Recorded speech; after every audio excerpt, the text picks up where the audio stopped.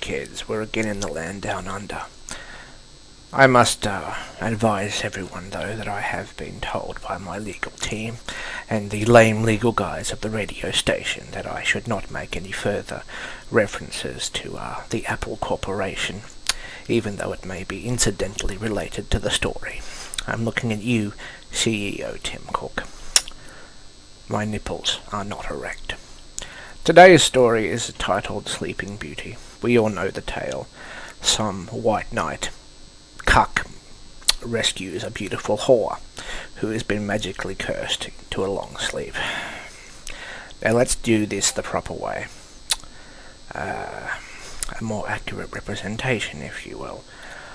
Once in a kingdom far, far away, near Vladivostok in Russia, certainly not Moscow, because that's a shithole, a princess was cursed to sleep in a castle and never wake up. The castle was tightly locked and had many mazes and ferrets and strange men wearing tights guarding the hallways. News spread fast throughout the internet, and only a matter of hours everyone was aware of what was going on. It almost became a meme. Now here's the thing, the princess isn't like your usual princess. She doesn't have the good looks, nor is she beautifully figured. She wears a 4X size woman's clothing. She has vampire-like teeth and a Krusty the Clown haircut. She was the quintessential American woman.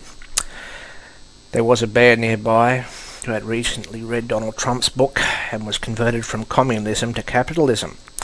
Now this bear decided to capitalize on this certain event, thinking he'd get publicity for the Republican Party. The black Siberian bear stood strong in front of the castle entrance and scared away anyone who dared to come nearby, including the men in tights. They were very, very scared indeed. Since the princess was not a looker, she was, let's be honest, a quintessential American woman. Only several peasants from villages who were drunk enough dared to take on the task of rescuing her and flushing away the curse. One certain peasant named Vyacheslav Drinkov was able to perform this task. He bought a cocktail of vodka mixed with the best honey in the whole of Siberia. He bribed the bear, as is common in Russia. Sometimes they get them to move away from castles, sometimes they get them to give up the booty. Having gotten through the first challenge, he faced the maze. However, the maze was poorly built, and you can easily bypass all the security, as the chief engineer of this castle was Valera, a man who is the living embodiment of laziness, and he is also a drunk.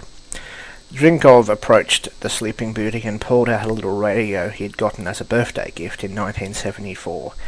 He turned up the volume to full and launched the anthem of the Soviet Union.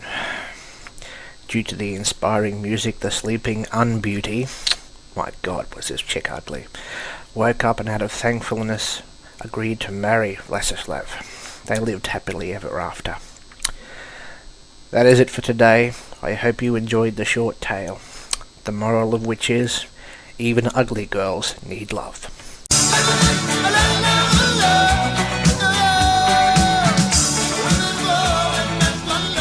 Oh, that makes me moist.